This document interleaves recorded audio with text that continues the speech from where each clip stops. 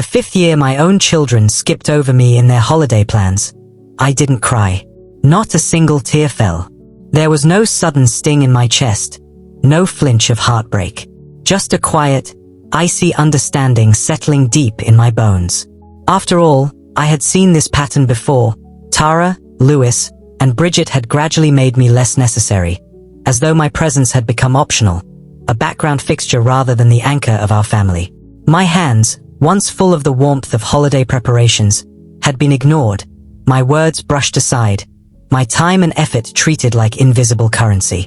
This year, I decided that absence would be louder than any argument or confrontation.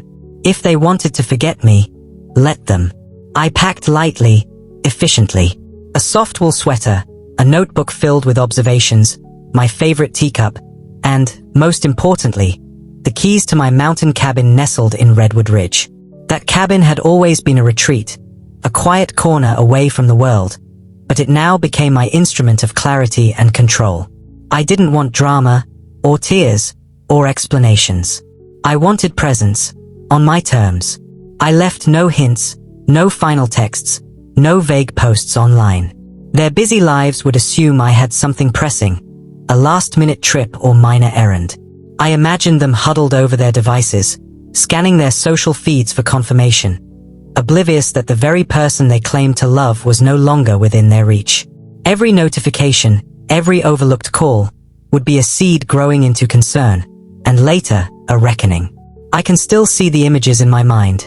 Tara laughing over cranberry-stained napkins at her own dining table, Lewis adjusting the centerpiece with a smile too bright, and Bridget posing for a photo with her grandchildren, seemingly unaware that their grandmother, me, was now absent, not just physically, but as a statement of their disregard. The holiday they took for granted became the stage for lessons in awareness and accountability. 3 weeks later, they drove up my winding mountain road, faces drawn tight with expectation, confidence, and entitlement.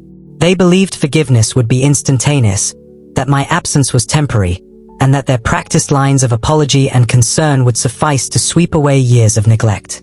What they didn't realize was that every day I had spent alone in that cabin, every quiet moment by the fire, had been preparation. Patience had become a strategy. Silence had become a message.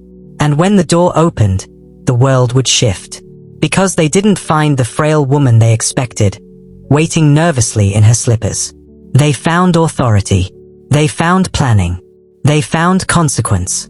The police officers stood solid, their uniforms a stark reminder of law and order. Behind them, a news crew's lights blazed into the hallway, illuminating the shock etched across my children's faces. And my lawyer, steady, commanding, precise, held a folder that represented not only legal weight but the years of disregard they had accumulated without thought or remorse. Their initial relief at seeing me quickly turned into confusion, and then fear. Tara's hands trembled as she reached for the doorframe. Lewis's jaw tightened. Bridget's carefully composed face drained of color as she realized they were no longer dealing with the grandmother they thought they could dismiss. I was calm, measured, and ready to speak truths they had ignored for decades. The holiday they assumed would pass unnoticed for me had instead set the stage for a confrontation on my terms, with consequences visible to the law, the public, and their own conscience. And so, I ask you, the viewer, to sit with me and understand. This isn't merely a story about a holiday gone wrong. It is about the quiet strength of those who have been overlooked, the power of absence, and the awakening that comes when the taken for granted finally decides to act. By the end of this tale, you'll see not only a story of revenge but a demonstration of clarity, dignity, and the unshakable lessons that come with years of being ignored. Before we go further, if you believe that elders deserve acknowledgement and care, prove it. Hit subscribe now. If not, feel free to explain in the comments why attention and respect for a loved one feels too heavy to give. I remember the first time it really hit me, the subtle, almost imperceptible shift in how I was treated. It wasn't dramatic at first. Tara had started hosting Thanksgiving at her townhouse in the city. Lewis and Bridget had agreed to come, leaving me a note that said, "We're thinking of you." It sounded polite, caring even. But when I arrived, lugging my carefully packed dishes and my homemade pumpkin pie, I was shown to a corner table tucked against the wall. The laughter, the conversations, the clinking of glasses, everything happened around me, not with me. My presence was acknowledged, yes, but I felt more like a decorative fixture than a participant. Then came Christmas. The first year I was overlooked. I thought it was a fluke. Maybe someone had forgotten. Maybe the snow had delayed a call. But it happened again the following year. A text message supposedly sent never reached me, and I spent the evening alone, staring out the window as the neighborhood twinkled with lights and laughter I wasn't part of. My heart ached, but I held it together. I reminded myself, this isn't the end of love. Maybe it's just distraction. By the third and fourth time, the emotional weight became undeniable. They had crossed a line. My son and daughters, people I had nurtured and guided, people who once clung to my every word, were now part of a pattern that said, without words, we can forget you, and nothing will happen. It was deliberate. I could see it in their eyes, in the way they smiled for the camera while my name never passed their lips. This year, the fifth time, I realized that tears wouldn't help. Apologies wouldn't matter. What they needed was accountability, and the only way to deliver it was to take control of the situation entirely. I knew I had to plan meticulously, not in a hurried, chaotic way, but like a conductor arranging a symphony, each note, each movement perfectly timed. The first step was to ensure I could disappear without causing alarm, or at least without immediate detection. I spent weeks preparing. Every call was vague, every message neutral. To Tara, I sent a casual text, traveling, but all is well. Lewis got a voicemail stating, out of town for a personal matter. Please leave a message. Bridget was told, in a brief phone exchange, that I had unexpected arrangements for the holidays. None of it was a lie, strictly speaking, but none of it revealed the truth either. I was leaving the old life behind, if only for a few weeks. Next, I prepared the cabin. Redwood Ridge isn't easy to reach. Steep, winding roads, thick woods, and snow that can last late into January. Perfect for someone who wants solitude. I stocked the cabin with essentials. Food, firewood, a small supply of fuel, and enough warmth to last through weeks of isolation. I brought my journal, my laptop with a satellite hotspot, and my favorite chair, the one where I could watch the snow fall and remember what truly matters. Most importantly, I made sure the cabin was invisible in the digital sense. No location tags, no hints of movement online, nothing that would betray my presence to the world. Then came the legal preparations. I contacted Eleanor Voss, a trusted family law attorney, explaining the full pattern of exclusion, neglect, and emotional manipulation that had been repeated year after year. She suggested a strategy one hadn't fully considered. A temporary restraining order could serve two purposes. First, it legally prevented them from barging into my home unannounced, and second, it provided an official, undeniable record of their disregard. I also reached out to Clara Jenkins, a local reporter known for compassionate, investigative human interest stories. Clara had covered community issues and family advocacy before. I explained my story, framed not as revenge for revenge's sake but as a lesson about the quiet emotional abuse elders sometimes endure. She agreed to be present during the inevitable confrontation, framing the narrative as one of accountability and awareness. Meanwhile, I allowed the family to stew in ignorance. I imagined Tara checking her phone, refreshing her feed, growing impatient. Lewis pacing around his kitchen, muttering about the missing Christmas plans. Bridget worrying about how the grandchildren would react, all the while blissfully unaware that the matriarch of the family had taken her absence as a tool of clarity rather than a setback. Every morning in the cabin, I would watch the snow through the frost-laced window, sipping tea and imagining their reactions, not cruelly but with a quiet sense of inevitability. This wasn't punishment for amusement. It was education. It was the demonstration of consequence when disregard is repeated enough times to become a pattern. I felt the serenity of preparation settle into me, the calm before the storm, but one entirely under my control. I didn't overthink drama. I didn't indulge in theatrics. Instead, I focused on details. My house would look normal in my absence. Mail collected but neat. Lights turned on at usual times. My personal effects untouched. Any sudden break from routine might signal suspicion prematurely. I wanted them to grow uncomfortable, but gradually, allowing the realization to blossom fully, naturally, without intervention. For the first week, it was almost peaceful. Tara's messages were polite but increasingly anxious. Louis started calling more often, his frustration obvious. Bridget's voicemails grew longer, tearful, almost begging for reassurance. They were used to my being reachable at a moment's notice. They were discovering for the first time what it meant when the person they relied on simply wasn't there. By the second week, the messages shifted in tone. Polite requests became insistent questions. Their frustration turned to panic, then genuine fear. Has anyone seen Mom? Could something have happened? Where is she? We need her. Every unanswered text, every missed call, worked in tandem with the legal and media strategy one had quietly orchestrated. When the third week arrived, I knew the moment was approaching. They would come to my door, expecting a weary grandmother, a tearful apology, a simple explanation. Instead, they would find the full weight of accountability waiting for them. Police, media, and legal authority would illuminate the neglect they had normalized for years. Once I settled into Redwood Ridge, the real work began. Not the kind of work that required lifting, cooking, or cleaning, but the work of observation, patience, and the careful orchestration of absence. My cabin, tucked deep among snow-laden pines and hidden from casual view, became a silent stage for the lesson I intended to teach. From the first day, I reminded myself, this isn't about vengeance. It's about presence, absence, and the awareness that actions, or inactions, carry weight far beyond what some realize. The first week was quiet, almost serene. I built small routines, making my bed, lighting the wood stove, brewing tea, journaling my thoughts.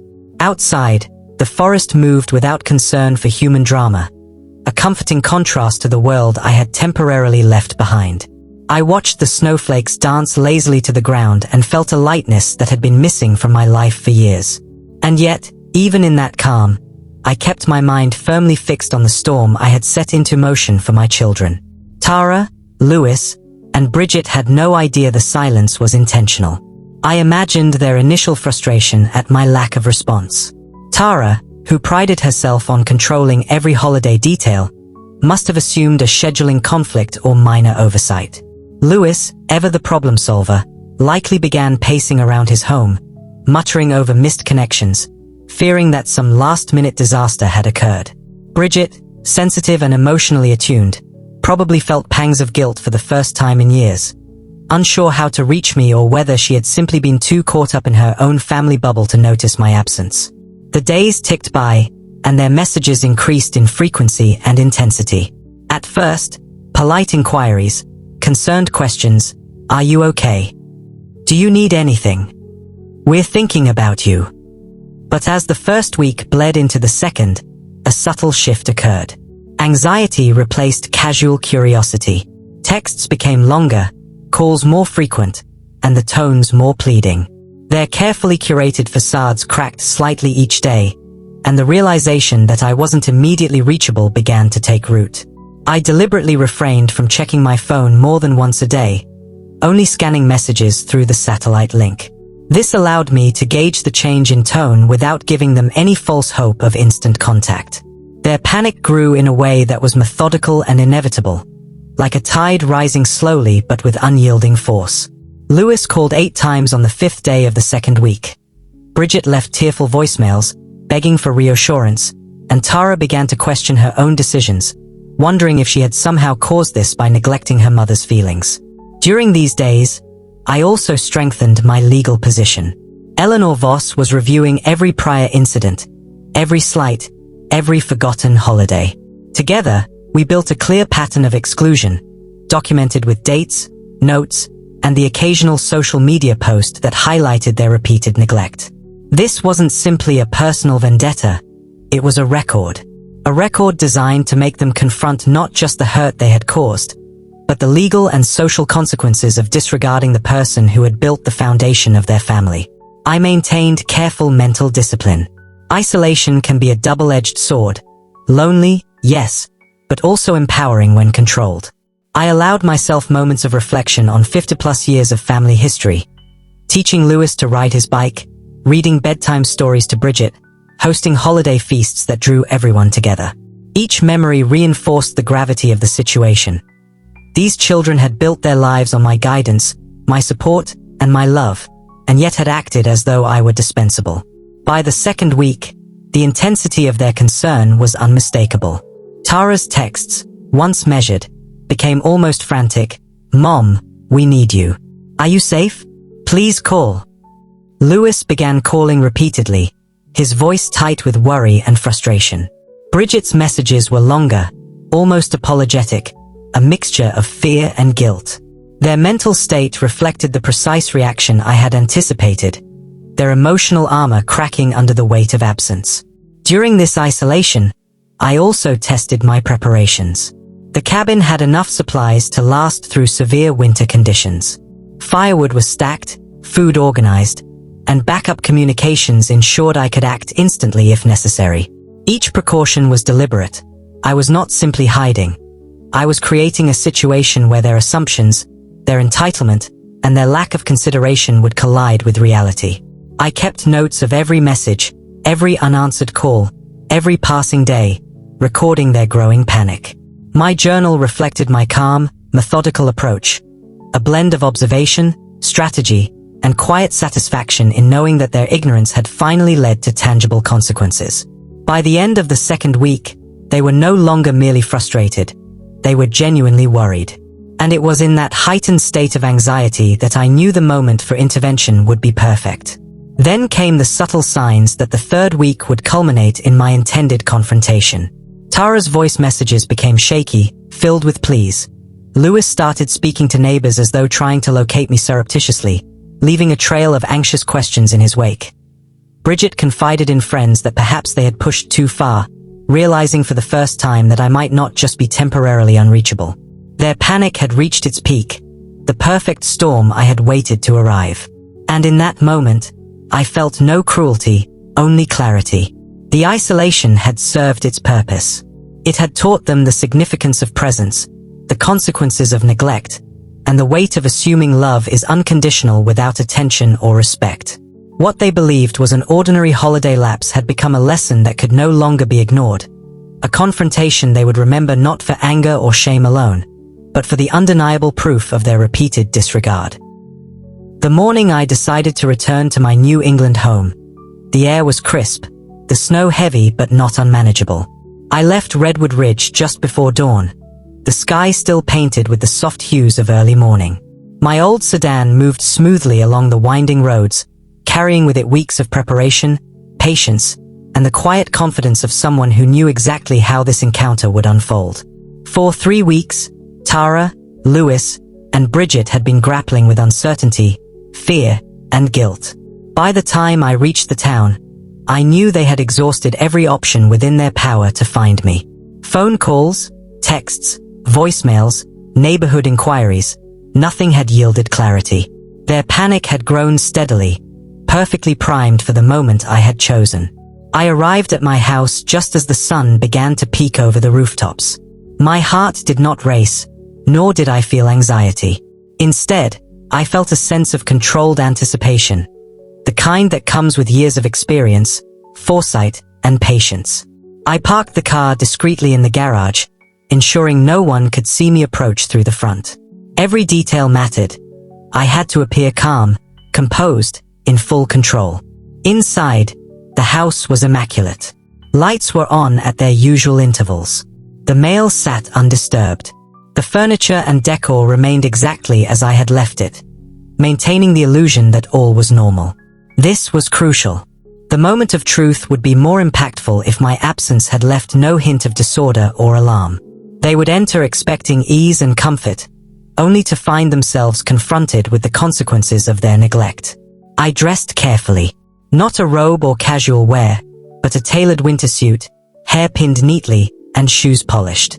I needed to embody authority, calm, and the unmistakable presence of someone fully aware of the power they wielded. When they arrived, I wanted them to see the grandmother they had ignored for years transformed. Not physically, but in demeanor, focus, and intent. I sat near the unlit fireplace, hands folded, breathing in the quiet tension. I imagined their cars approaching. The crunch of gravel beneath tires, doors slamming, voices raised in anticipation and worry. Each sound amplified the knowledge that they were about to encounter a reality they had ignored repeatedly. Their pride, panic, and guilt would all collide in the same instant. And then I heard it, the distinct sound of car doors. 2 vehicles, as I had predicted. Tara, Lewis, Bridget, and their spouses, all converging at my doorstep, confident, worried, and completely unaware of what awaited them. Their assumption was simple. I would be frail, apologetic, and ready to forgive. They did not account for 3 weeks of careful preparation, for the presence of law, media, or the authority I had cultivated in my absence. I watched from behind the curtains as they approached the door, Tara fumbling with the spare key, Lewis muttering under his breath, and Bridget wringing her hands nervously. Their panic was now tangible, radiating in every motion, every glance, every whispered question to one another. They believed this would be a simple resolution, a reunion to ease their guilt. They were about to learn that underestimating me had consequences. The door clicked open, and I allowed them to step inside. I did not move. I did not greet them. Their expressions shifted from relief to confusion in mere seconds. Tara's carefully maintained composure faltered.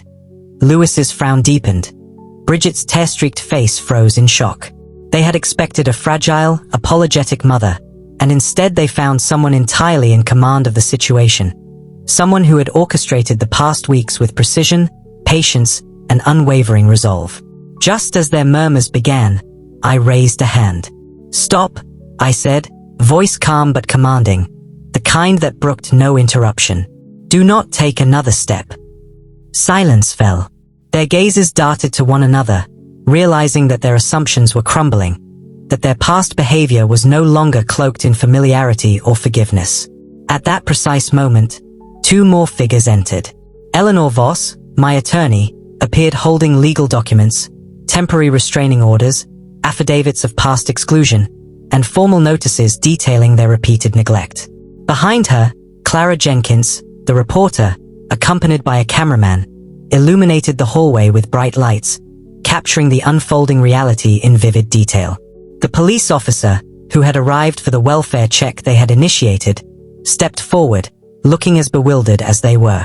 "Mrs. Callahan," he asked, confirming the household's occupants, unaware of the legal weight about to fall upon the family. Eleanor's voice, firm and resonant, cut through the room. "You are trespassing. You are being served with a temporary restraining order and cannot enter this property again without explicit legal permission." She handed the documents to each family member, whose faces transitioned from disbelief to shock to pale resignation.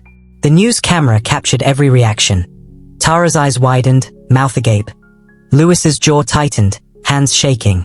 Bridget's color drained completely, her previously carefully composed face now utterly defeated.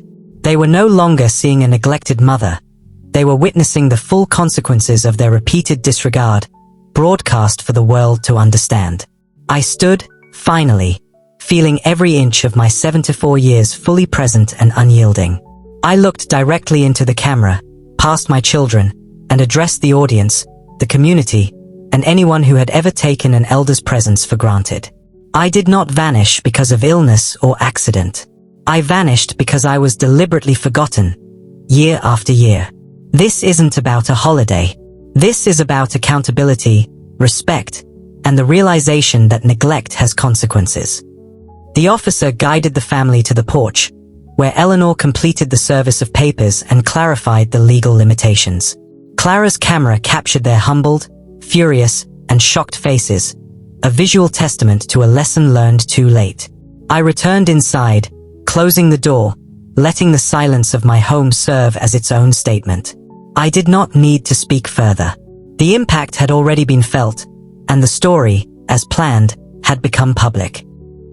After the front door closed, the quiet that settled over my house felt heavier than any snowfall. Not because of the cold or the emptiness, but because the world outside now knew the truth. Tara, Lewis, and Bridget had left my living room carrying more than the shock of their own misjudgment.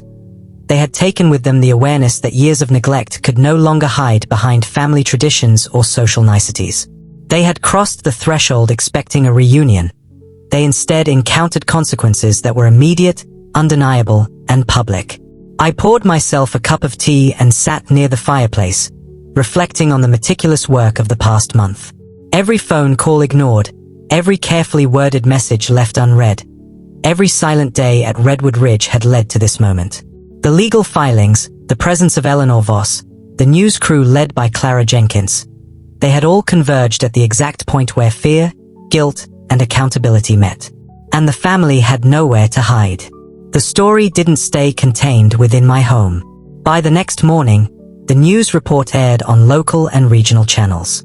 Friends, neighbors, and acquaintances who had witnessed my generosity and dedication over decades were shocked to see the Albright Callahan family publicly confronted for repeated disregard of the woman who had been their anchor.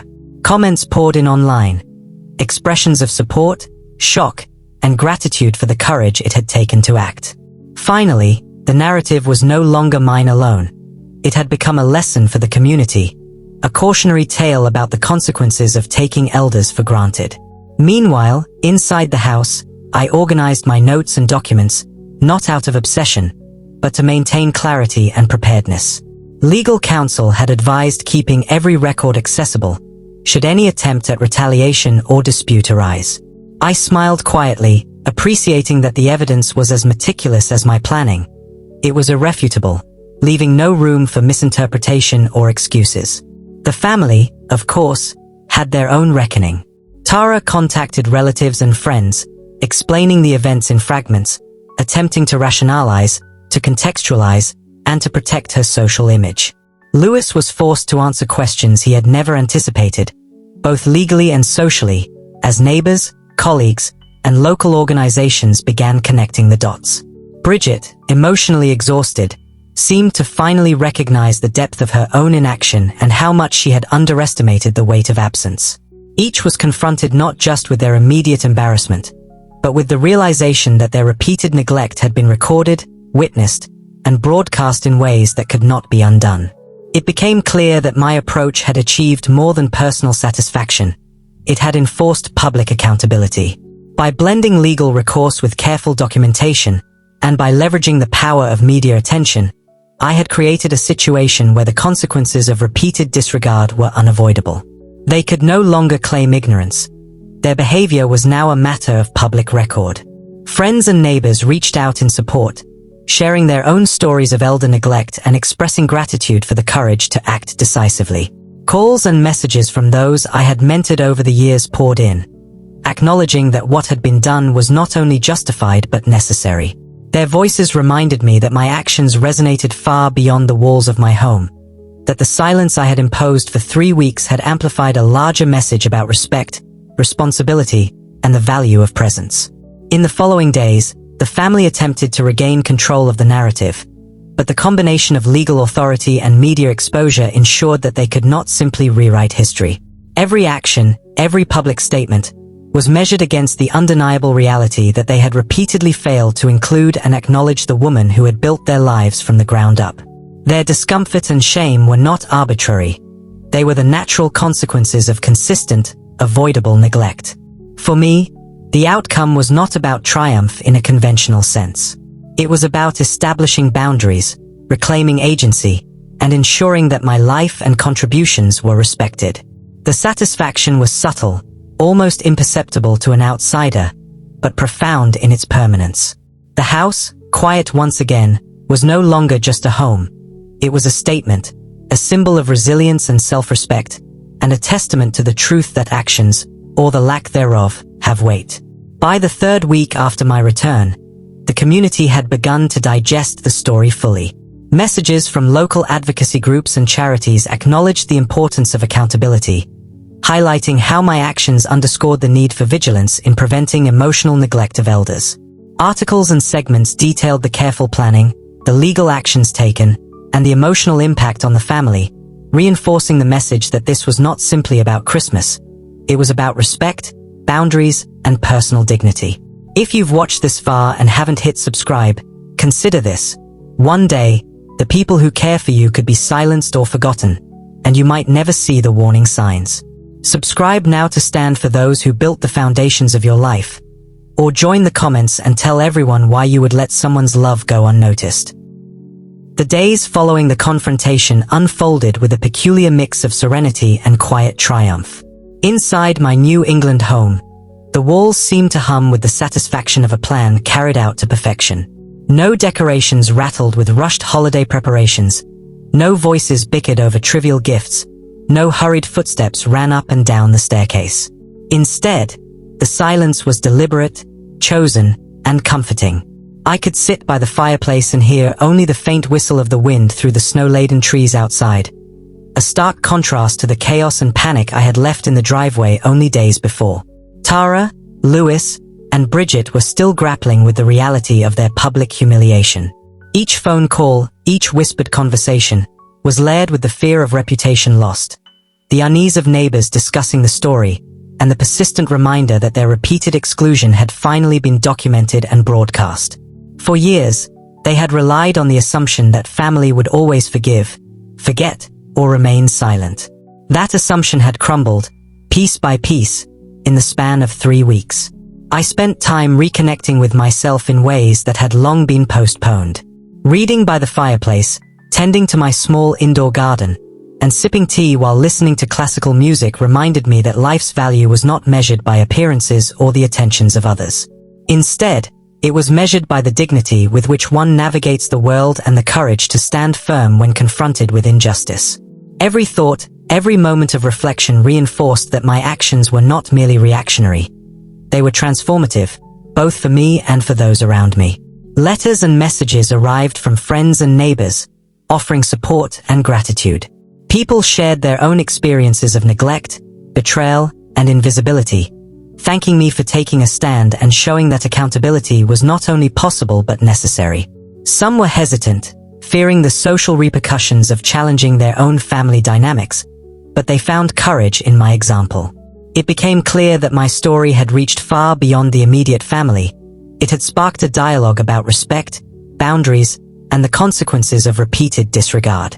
Meanwhile, the family's attempts to regain control of their narrative were tentative and fragmented. Tara sent carefully worded apologies to distant relatives, but they rang hollow against the backdrop of recorded legal filings and media coverage. Lewis attempted to discuss the events with friends and colleagues, only to encounter questions he could not answer without revealing the full scope of his neglect.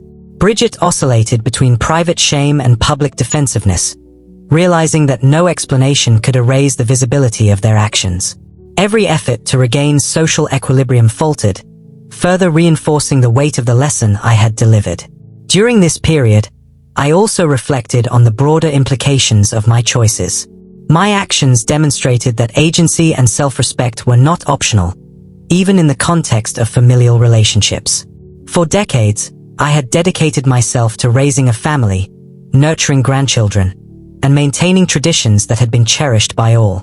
The fact that these efforts had been repeatedly ignored underscored the importance of asserting one's presence and establishing boundaries before neglect becomes habitual. This was not about vengeance for its own sake. It was about demonstrating that dignity cannot be disregarded without consequence. I received phone calls from local advocacy groups for elder care and family support, intrigued by the story and its implications. They asked for advice, for guidance, and for insight into how my actions had been planned with such precision. I shared openly, emphasizing the importance of documentation, legal preparation, and emotional intelligence. These conversations reinforced my belief that what had been done was meaningful not only for my personal circumstances but also as a case study for others who might face similar challenges in their own families. At home, I began to notice subtle changes in my routine and environment that reflected a newfound sense of peace. I could sleep without the anticipation of intrusive calls or the worry of being forgotten. Meals were quieter, more reflective, and fully under my control. The fireplace crackled without distraction, and the morning light through the windows highlighted the small details of the house that I had curated over decades. These small comforts, once taken for granted, now seemed emblematic of the freedom and authority I had reclaimed. 3 weeks after my return, I allowed myself a deliberate moment of reflection on the consequences my family had endured. It was not schadenfreude that colored my thoughts. It was a sober recognition that the impact of their neglect had been profound and unavoidable. They had been confronted with the reality of their choices in a way that could not be ignored or dismissed. The legal documents, the media coverage, and the undeniable presence of public accountability ensured that their behavior would be remembered, not forgotten, and would serve as a deterrent for future transgressions. This period also provided clarity about what I truly valued.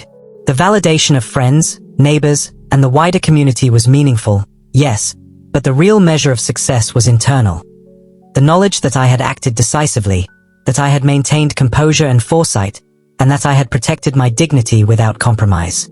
I had transformed fear, frustration, and repeated neglect into a demonstration of personal power, integrity, and the enduring importance of being seen and respected. The aftermath of that January morning rippled far beyond my living room. By the time the sun had risen fully over the snow-dusted rooftops of our New England town, the story of my return had already spread through neighbors, friends, and local social circles. My phone buzzed intermittently, not with demands or apologies, but with messages of concern, admiration, and even quiet awe. People I had known for decades, some of whom had observed the quiet erosion of my family's attentiveness over the years, now reached out to say, "BA, we're proud of you," or "Thank you for showing what standing firm can achieve." Meanwhile, the Albright Callahan family was caught in a storm of their own making. Tara, Lewis, and Bridget had spent the night after the confrontation calling relatives, friends, and colleagues to explain, or, more accurately, to justify, their actions. Every conversation, however carefully phrased, was underscored by the fear of reputation damage. Social media feeds lit up with whispers, screenshots, and commentary about the legal filings and the welfare check that had brought the events into public view. Friends and distant relatives expressed disbelief, concern, and frustration, often questioning why it had taken such an extreme action to gain acknowledgement and respect. I watched this unfold quietly from my living room, sipping a warm cup of tea, the fire casting a gentle glow on the walls lined with photographs from decades past. Each frame was a reminder of the life I had built. Birthday parties, graduations, holiday dinners, and quiet afternoons spent reading to grandchildren. The Albright Callahans may have attempted to rewrite the narrative, but they could not erase the decades of love, effort, and patience documented in these images and memories.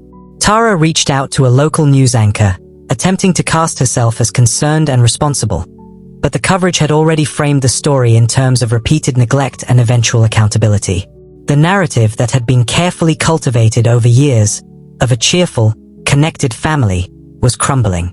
Lewis, frustrated and defensive, sent messages to old colleagues, only to be met with polite sympathy for me and subtle reminders that accountability was overdue.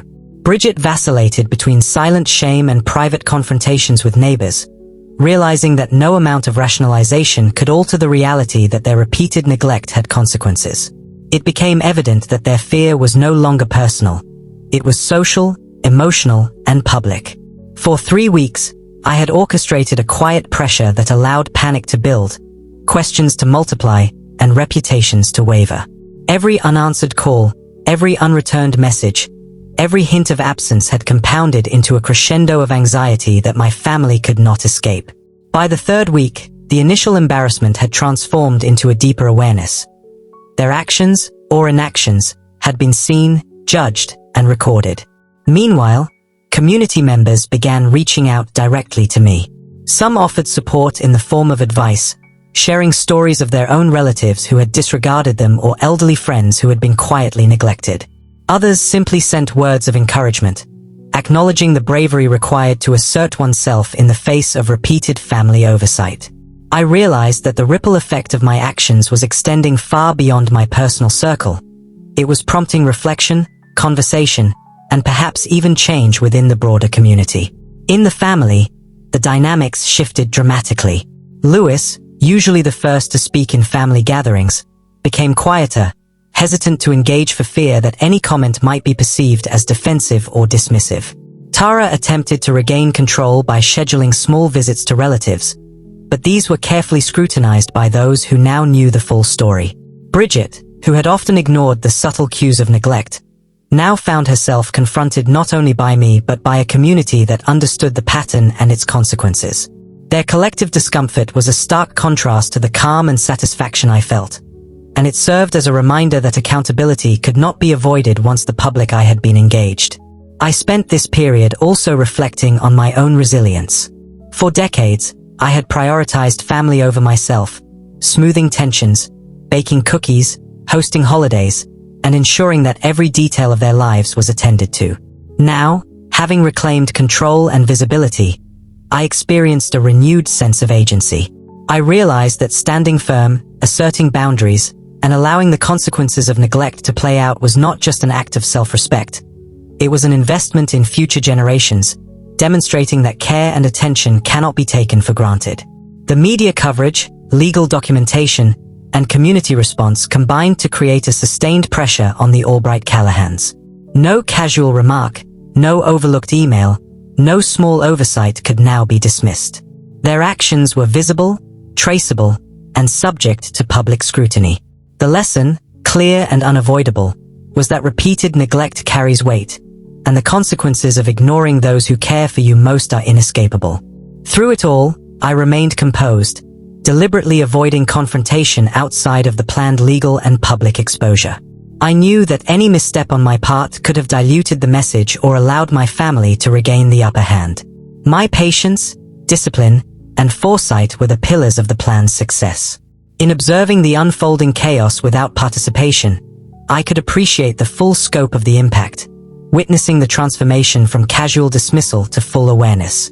3 weeks after my initial withdrawal to the cabin, the family was visibly altered, not just by embarrassment, but by a deeper understanding of consequence.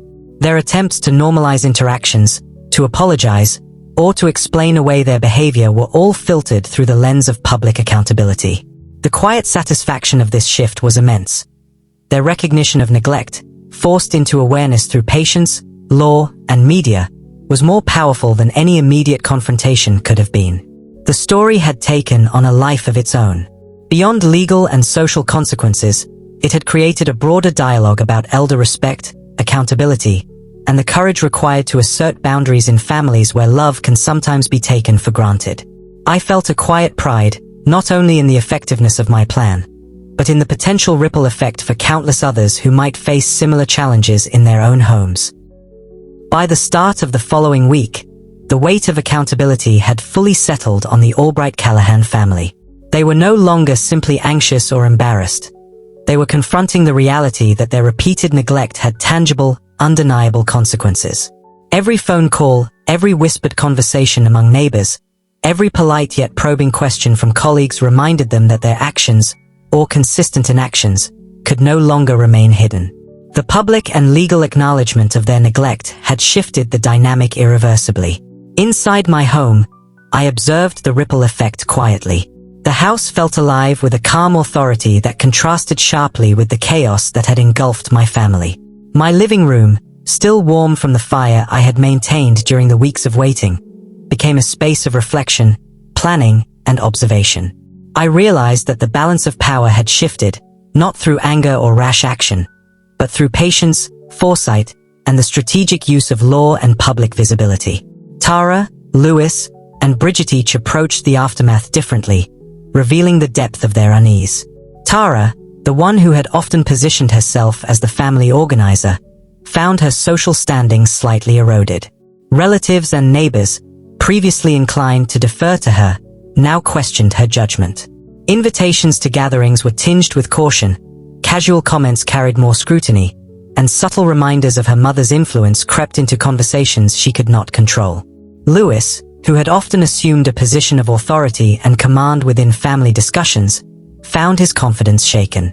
Colleagues who had once casually discussed family matters with him now did so with careful phrasing, aware of the story that had gone public. Friends who had previously overlooked my family's patterns of neglect now referenced the events indirectly, hinting at lessons learned, cautionary tales, and the importance of accountability. Each interaction reminded Lewis that his previous assumptions of immunity were misplaced. Bridget, meanwhile, navigated an emotional landscape of quiet shame and tentative attempts at reconciliation. She understood, perhaps more fully than the others, that repeated neglect could not simply be smoothed over with words. Apologies would need to be meaningful, actions consistent, and awareness sustained. The smallest gesture of oversight or disregard could unravel the fragile progress she hoped to achieve. The lessons of visibility, legal consequences, and social scrutiny had crystallized in her mind, leaving little room for denial or rationalization. While observing this, I reflected on the broader meaning of boundaries. For decades, I had tolerated slight slights, overlooked forgetfulness, and quietly absorbed the emotional impact of repeated neglect. The transformation I had orchestrated wasn't merely punitive, it was educative. By creating consequences, I had forced my family to recognize limits, to understand that actions, or inactions, carry weight, and to confront the reality that love and presence cannot be assumed without effort. The shift was evident even in their attempts to re-establish contact. Calls were tentative, carefully worded, and often prefaced with disclaimers or justifications. Messages were phrased to highlight concern rather than entitlement. Invitations were accompanied by subtle deference, as if the presence of my approval had become a prerequisite. I observed these attempts with a mix of satisfaction and prudence. There was no need for me to respond immediately.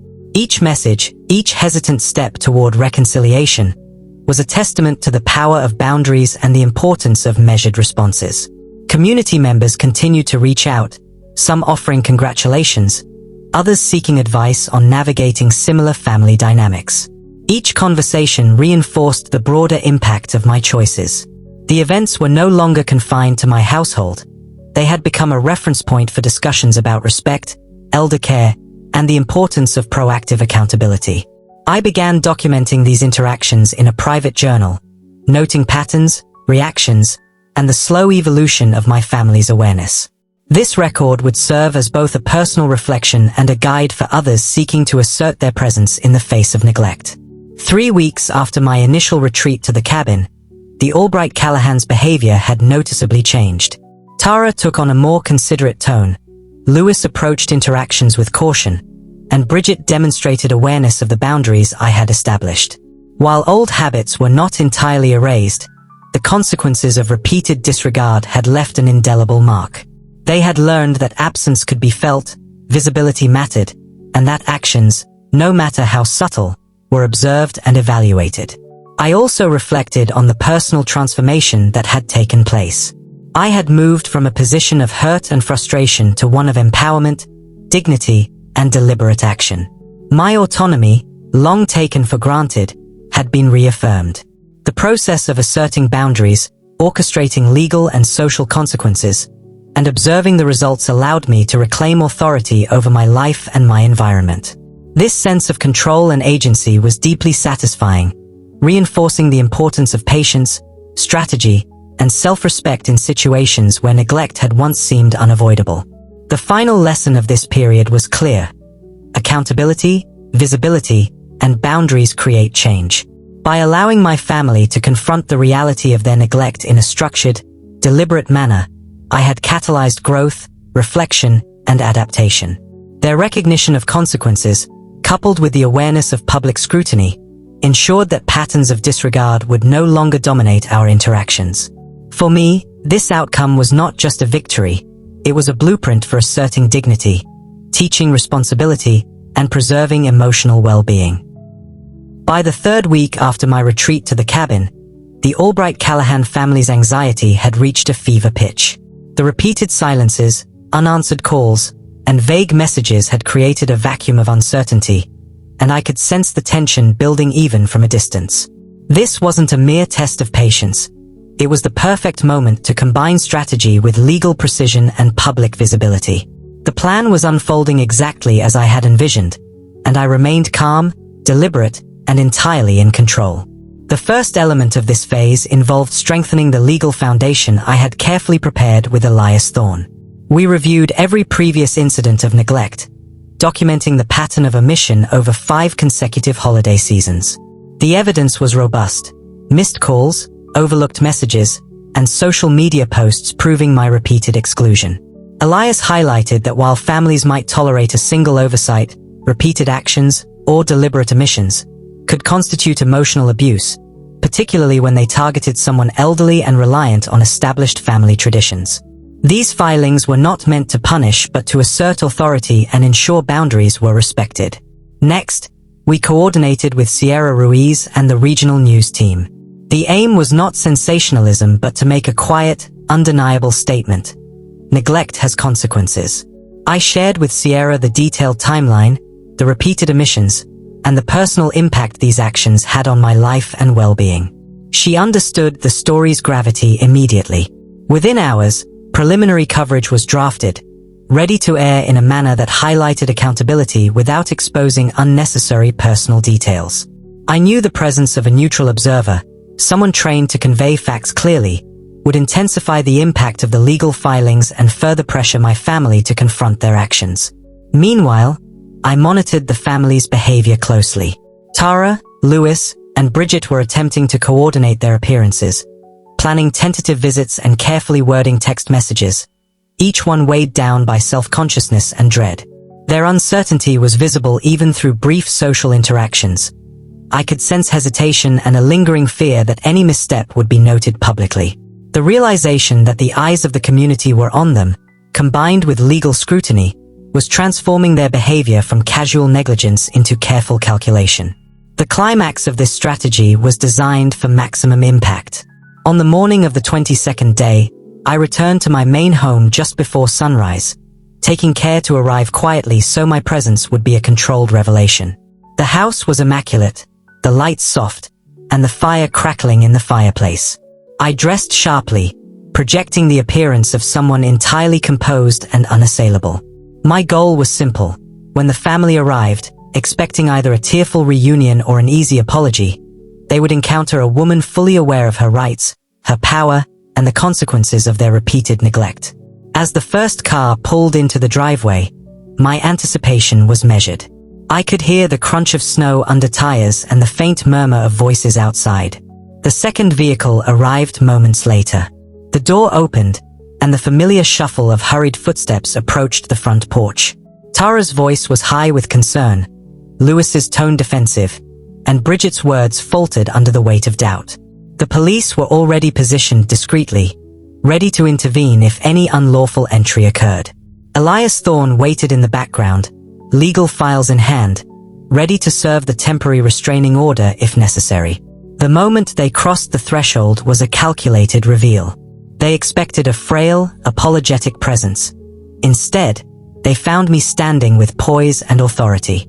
I addressed them directly, outlining the repeated incidents, the emotional impact, and the actions I had taken to protect myself. Every word was deliberate, clear, and firm. The presence of the police officer and the news camera amplified the weight of each statement, ensuring that their reactions were fully visible and undeniable. What followed was a combination of shock, disbelief, and escalating panic. Tara attempted to speak first, offering explanations that sounded hollow under the weight of evidence and public visibility. Lewis fumbled with his words, realizing that no amount of justification could undo the cumulative impact of years of neglect.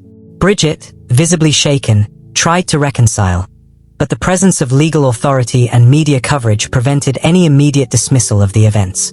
Their carefully cultivated self-image had collapsed in a single, well-timed moment. The weeks leading up to this confrontation had served multiple purposes.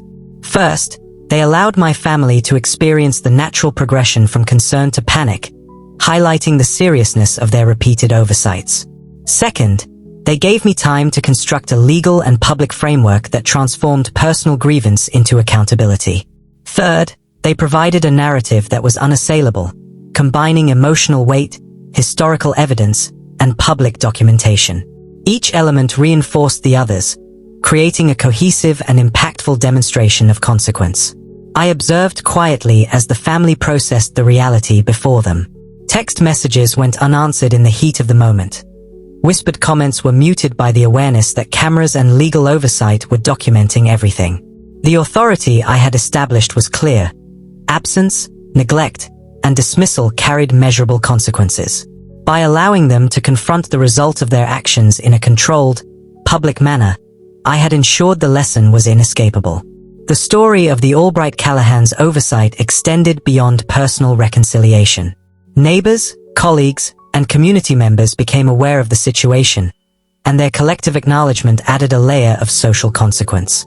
The repeated neglect that had previously gone unnoticed was now a reference point for discussions about elder care, family responsibility, and the importance of maintaining accountability in private relationships. The combination of legal action and public scrutiny created a framework that would influence future behavior, both within my family and in the wider community. This was the culmination of strategy, patience, and deliberate action. For 3 weeks, I had allowed uncertainty to build, carefully orchestrated the legal and public framework, and executed the final reveal with precision. The outcome was profound in its simplicity: a family forced to recognize the consequences of their neglect, a community aware of the importance of vigilance and care, and a matriarch reclaiming authority and dignity through measured, deliberate, and intelligent action. The morning of the 24th day arrived with a crispness that mirrored my resolve. The cabin had served its purpose, its solitude sharpening my clarity, fortifying my patience, and heightening the anticipation of the confrontation to come. Today, the culmination of weeks of strategic silence, legal preparation, and public awareness would unfold in my familiar New England home. I returned before dawn, moving with quiet precision. My living room was arranged to convey authority and control, not just comfort. The fire burned steadily, the furniture neatly aligned, and I stood dressed in a winter suit that conveyed a sense of poise and readiness. Every detail, from the polished floors to the subtly placed legal files, spoke of preparation, not panic. The scene was set for the ultimate revelation. By mid-morning, I heard the familiar sounds of the Albright Callahan vehicles approaching. The crunch of snow under tires, the hesitant voices, the occasional muffled exclamation, all signals that my family had entered the sphere I had created for them. Tara, Lewis, and Bridget approached with a mix of determination and dread, unaware of the full extent of what awaited them inside. The door opened. They expected either an apologetic embrace or a tearful confession of neglect. Instead, they were met with the calm, unyielding presence of someone who had reclaimed authority. My gaze met theirs, steady and unwavering. "Stop," I said, my voice low and deliberate. "You will not step further until you understand the impact of your actions." Behind them, Elias Thorne and the police officer maintained a discreet but undeniable presence. Sierra Ruiz, camera ready, provided an impartial witness to the unfolding events. The combination of authority, legal enforcement, and public visibility magnified the weight of each word I spoke. No excuses, no casual apologies, no hollow justifications could diminish the consequences now. Tara attempted to speak, her voice faltering under scrutiny. Lewis's initial defensiveness gave way to visible panic. Bridget tried to mediate, her attempts at reconciliation constrained by the undeniable presence of law and observation. Each reaction was a testament to the power of preparation and strategic restraint. The repeated neglect of past Christmases, the overlooked messages, and the dismissive social gestures had culminated in a moment where accountability could no longer be avoided. Elias Thorne stepped forward, handing over the temporary restraining order and explaining the legal ramifications of any further trespass or disregard. The family froze, realizing that this confrontation was no longer private or negotiable. The presence of the media, recording every reaction, ensured that their actions, and their neglect, would not be concealed or minimized. As I spoke, I addressed not only my family but also the broader audience witnessing the events. I was not absent because I was weak, frail, or ill, I stated firmly, my gaze passing over each child and lingering on the camera. I was absent because I was repeatedly forgotten, dismissed, and taken for granted. Today, you are seeing the consequences of those actions. This is accountability. This is respect earned, not demanded. Their faces were a mixture of shock, fear, and dawning realization. They had spent 3 weeks attempting to navigate uncertainty, building narratives of concern and guilt, only to encounter a reality they could not control or escape. The visibility of their neglect, both legal and public, left them powerless to erase the lessons that had finally been made tangible. Once the formalities concluded, the officer guided them outside as Elias explained the specifics of the legal restrictions. The camera captured their expressions, relief mixed with confusion, fear mingled with shame, and a dawning comprehension that entitlement had limits. I watched quietly, feeling a profound satisfaction rooted not in vengeance, but in justice and restored autonomy. Closing the door, I returned to the quiet warmth of my home. The fire burned steadily, a symbol of calm authority after weeks of tension.